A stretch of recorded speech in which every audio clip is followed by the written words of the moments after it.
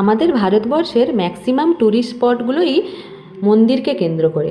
আজ তেমনই এক মন্দির, শ্রীকৃষ্ণের বাবা রামদেব অবতার, সেই নিয়েই এক মন্দির কানকি ধাম, যেটা আমাদের ওয়েস্ট বেঙ্গলের উত্তর দিনাজপুরে আছে। সেখানেই এসেছি, সেটা তোমাদেরকে একটু ঘুরিয়ে দেখাচ্ছি। মন্দিরটা অনেকটা এরিয়া জুড়ে আছে, মানে খুবই সুন্দর, পরিষ্কার পরিচ্ছন্ন। আর তার কারুকার্য, আমাদের মানে ইন্ডিয়ান আর্কিটেকচার সত্যিই খুব ডেভেলপ, মানে তার কারুকার্য সত্যি বলার নয়। ক্যামেরাতে কতটা আমি তোমাদের দেখাতে মানে বোঝাতে পারছি সেটা আমি জানি না, কিন্তু সত্যিই মানে অপূর্ব।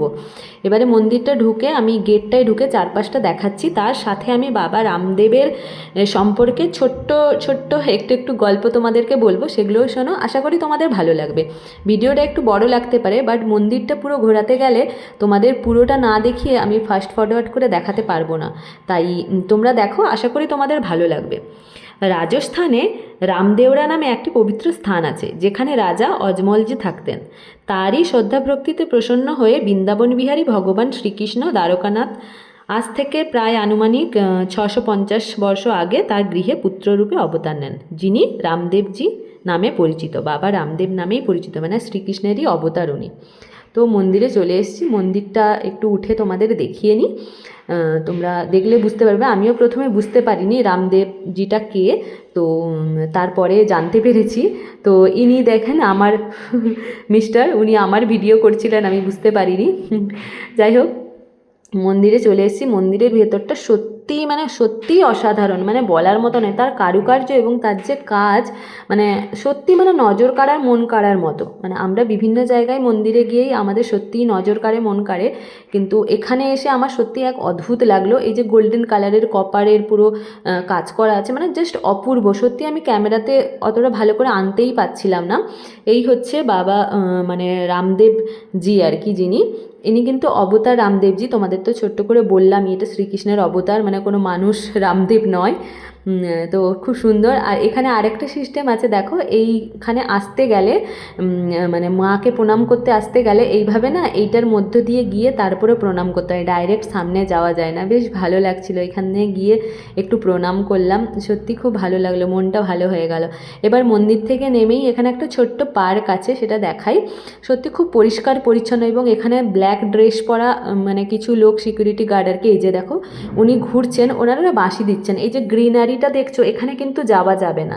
যে কোনো মাঠে গেলে কি হয়, আমরা মাঠে বসে যাই, মাঠে চলে যাই, বাট এখানে অ্যালাউ না, একদম মাঠে যাওয়া যাবে না। যেইটুকু প্যাসেজ করা আছে সেখানেই যাওয়া যাবে। দেখো রাতের সাজ সত্যি অপূর্ব, মানে অপূর্ব রূপে যেন এক সেজে উঠেছে। মানে লাইটিংগুলো যে দেওয়া হয়েছে না, সত্যি খুব সুন্দর লাগছে। এবং এখানে ফোয়ারা চালু হয়ে গেছে। দেখো মাঠে তোমরা কাউকে দেখতে পাবে না, কিন্তু শুধুমাত্র ওনাদের রাস্তাতেই তুমি অ্যালাউ, মানে জুতো খুলেও তুমি পুরোটা ঘুরতে পারো। খুবই পরিষ্কার, খুবই পরিষ্কার। আর জুতো পরলে এখানে খুলে তারপরে মন্দিরে উঠতে হবে, তাছাড়া ওঠা যাবে না। এবং চারিদিকে বাঁশি নিয়ে ওই ব্ল্যাক কালার পরার মানে ড্রেস পরা মানে কিছু ভদ্রলোক দাঁড়িয়ে আছেন, ওনারা বাঁশি দিয়ে সবাইকে, মানে কেউ যদি জুতো পরে মন্দিরের ওই পাতটাতে চলে যায়।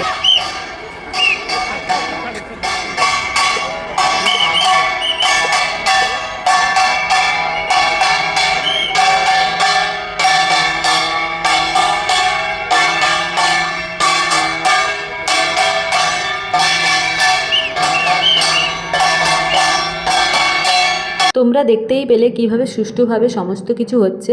আর বারবার আমি একই জিনিস দেখাচ্ছি, কেননা মানে এত সুন্দর স্কাল্পচারগুলো, মানে সত্যি অপূর্ব। তার সাথে লাইটিংটা মানে সত্যি মন কাড়ার মতো। আর এই দেখো মেন গেট, এটা দিয়েই এন্ট্রি নিয়েছিলাম। আর যেহেতু 25 ডিসেম্বর ছিল, সেই কারণে একটু ভিড়টাও বেশি ছিল। আর ওয়েস্ট বেঙ্গলে তো আমরা সমস্ত কালচারের সমস্ত কিছু পালন করি, তাই সমস্ত অনুষ্ঠানেই ভিড়। আর এই যে লেজার লাইটের এটা আসছে না, লাইটটা, ওখানে একটা শো হয়।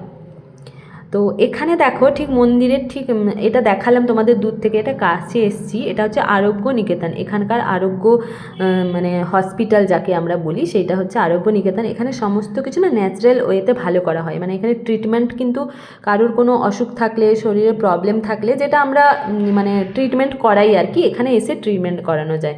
মানে খুবই সুন্দর ন্যাচারাল ওয়েতে করানো হয়, মানে খুব ভালো লাগলো। মানে এত পিন ড্রপ সাইলেন্ট, মনেই হবে না যে এটা কোনো মানে এখানে মানে মানুষজন আছে আর কি, মনে হবে না, কিন্তু আছে। এখানে দেখো আরোগ্য কেন্দ্র বলে লেখা আছে, কানকিধাম আরোগ্য কেন্দ্র। এখানে বাইরে থেকে একদমই বোঝা যাচ্ছিল না। এবার একটু সন্ধ্যা আরতি দেখি।